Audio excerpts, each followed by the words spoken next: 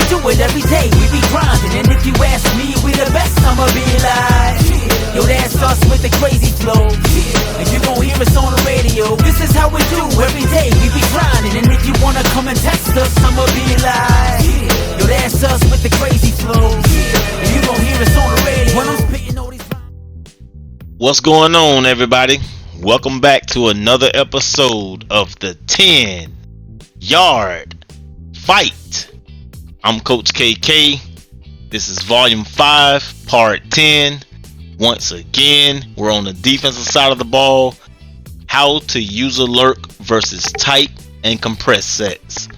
You know, the real question is, who do you use a lurk with versus tight and compressed sets? That all depends. I tell you this though, the experienced guys know what's going on. They know that the base of a tight and compressed set lives and die by attacking the corners. They're lined up initially inside the numbers so they can work to the corners. Corners.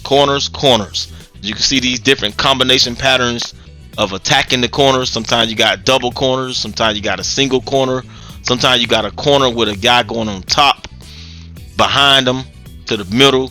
Sometimes you got a shallow crosser underneath to pull down and draw attention to, or just to throw you off for a couple of plays just to go back to the corner. Sometimes you got crossers, medium and intermediate. You just never know.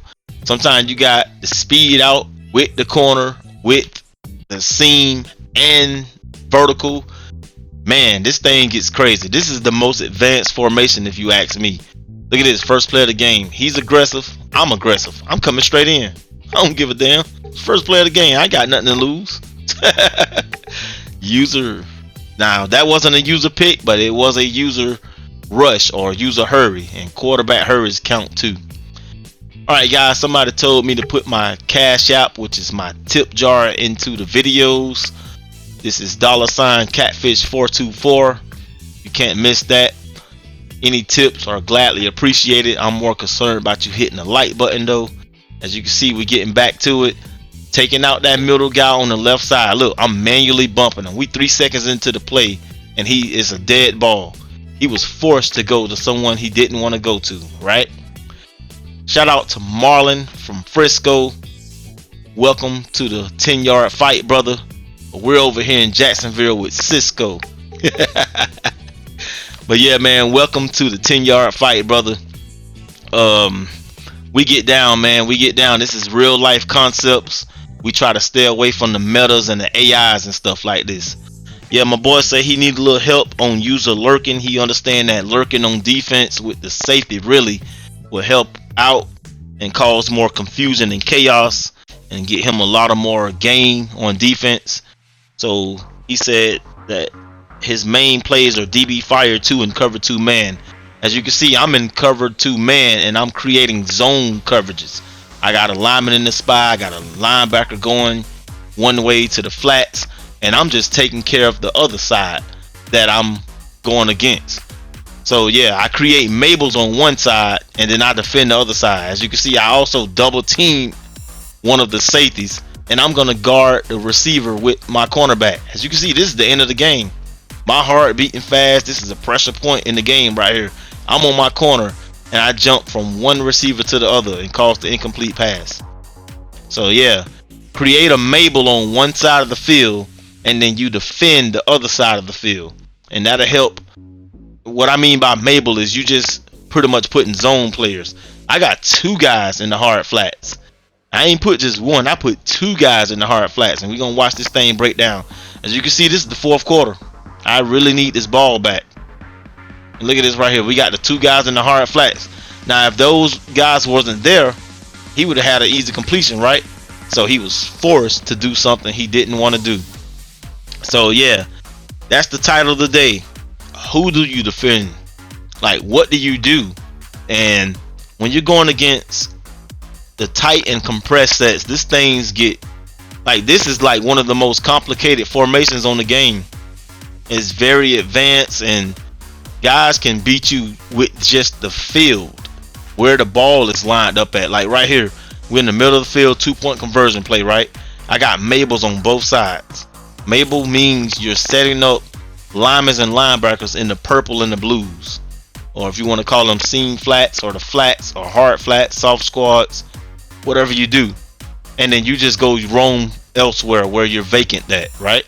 Or you go pick a side that he's stronger to. Right here, here's another tactic right here. I like to say, okay, this is the wide side of the field. As you can see, I'm pulling my safety down.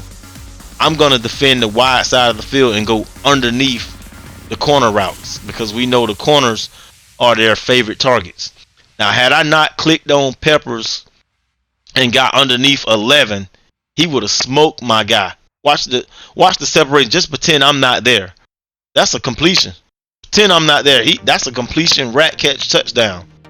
So yeah, you got to understand that the corners are the primary focal point of compress sets, tight and compress sets. Sometimes you just got to get on this guy and just bump him.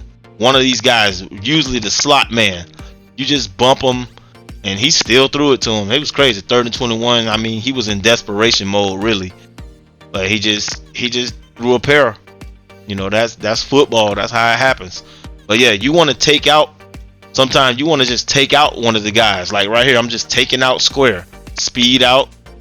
I'm all over that. It's like I knew the play and I ran the route for him with prime time. Yeah, that's how that thing go.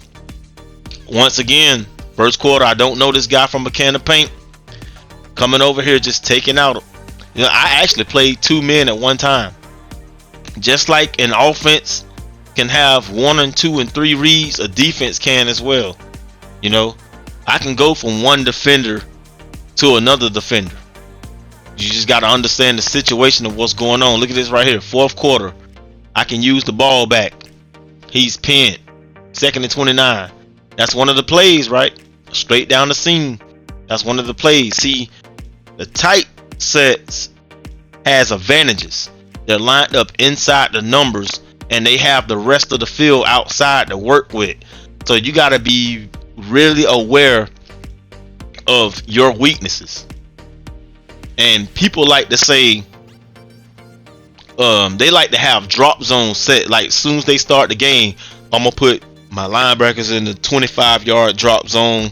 I'm gonna set my safeties and stuff to the 30-yard drop zones. I actually think that that's wrong. I think you should just adjust accordingly to the user. You know, look at this right here. First read, second read. So yeah, roaming on the safety is like being the queen piece on the chessboard. If you guys know how to play chess, the queen piece get to go anywhere on the chessboard, right? So yeah, roaming on the safety, you have that advantage. You don't have that advantage if you're on the linebacker. People think that just roaming in the middle on the linebacker, you're good to go. But you got to protect these outsides. And you'll see sometime I would be on one safety and roam all the way to the other side of the field where the other safety is as a user pick. And let's get this straight, guys. A user pick is when you're on the player from the snap of the ball. Clicking on does not count as a user pick. I repeat, clicking on does not count as a user pick. Nice. I was just in this area. Turnover on downs. That's his fault. Here we go right here again. Here goes some advanced stuff. It's the 4th quarter. You got to throw some wrenches at him, right? He don't know that my lineman is going to jump into the seam. I'm going to actually click on my lineman, my defensive lineman. You can't do this stuff in the 1st quarter. Well, I don't do this stuff in the 1st quarter. I like to switch this thing up in the 4th quarter and make it all different. He had no clue that my down lineman was going to back up when the ball was snapped, post snap. You know, guys, I always talk about pre-snap and post-snap reads. Always talk about that. Yeah, you got to make those two look different. Here we go right here against Miami. I got stuck on my defensive lineman, my defensive tackle, when I was tuggling between players. Anytime that happened, off instincts, you should know to drop back. Because if you're late on the defensive line, there's no way you're going to get a block set. So just jump back and just hope you're in the area, or just go towards a a designated area. You know what I'm saying? Pick up the first man you see. I don't care if your man is a 59 speed and you got a guy coming across the field with an 89 speed. Go towards his area. Draw other players that way. If we go right here, once again, fourth quarter. Notice I'm showing a lot of fourth quarter games. Sometimes when you're in the fourth quarter, you've seen the play 2 or 3 times. So that's a dead giveaway, right? The community, you know, the community. That's all I can say. The community. That was the split. What that was, split close. It's obvious that that one man is gonna go deep across the middle, and the other 2 guys on the other side is gonna go shallow and intermediate. Like right here, it's obvious that they're gonna go across the field. That was the fourth quarter though. Right here, this is the first quarter. I saw the 2 tight ends and I knew the mesh concept was coming. I just had to know the depth of where they was coming to. Here we go right here. The 12th man helped me out. I ain't gonna cap about that one. They gave me answers. They showed me that the running back was going on the wheel route, so I just started going that way. I'm going where the blood at, right? Like a shark. Yeah, I'm going where the blood at. I saw the wheel route coming. 12th man with the momentum meter helped me out, and then I just got off that route because I saw someone else open. This is all instincts. Look, I'm just literally on the running back way back there, and I just turned around and came down. And this happens when you're using DBs.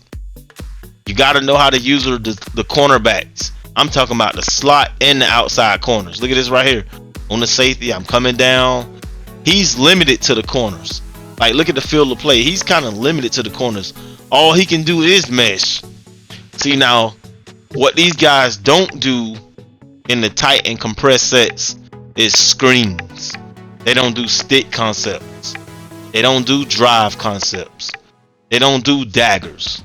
They don't do mills. It's all corner based. Corners and crossers. Corners and crossers. That's the main. I would say if a user is limited to the tight formation, whether it's the gun tight slots, gun tight end offset, they're gonna do plays with crossers and drags and just straight up corner routes. The middle of the field really don't even play a factor unless they're doing crossers. Like, you know what I'm saying? So look at this. I'm on Johnson. I understand he's limited in space. Boom. This guy called the stick route. He didn't want to. And look, he's off the game just like that on the 2-point conversion. Trying to be slick. Them blew the whole game. Blew his whole game in the fourth quarter because he want to be slick.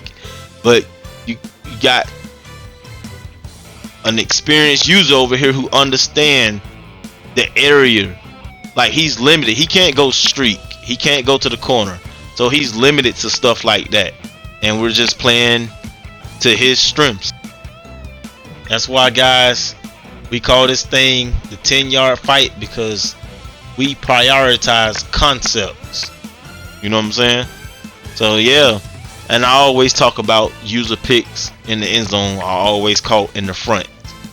You always catch user picks or interceptions are thrown in the front of the end zone. Yeah, man.